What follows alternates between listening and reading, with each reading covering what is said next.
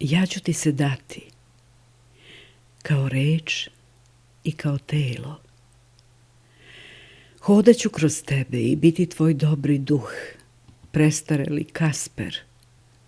Zasmejavat ću te i ponekad rasplakivati. Povremeno krst na vratu, povremeno Galija što te vodi izmišljenim morima.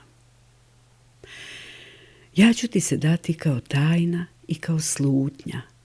Pokrivat ću te kožom hrastova, reći ti si moje drvo sveznanja i sav glinen, iskočit ću iz plamtećeg žbuna i obećati ti si moja jedina ljubav i neću imati drugih ljubavi osim tebe.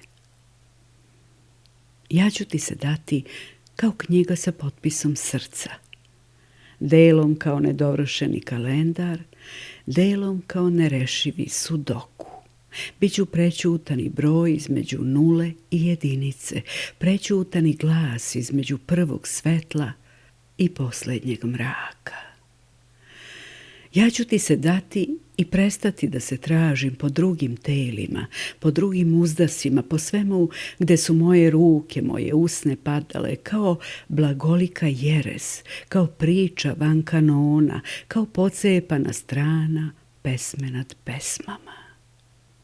Ja ću ti se dati kao neverolomna budućnost, kao sfinga što prihvata sve i ne pita ništa, kao znanje lišeno sopstvene veličine.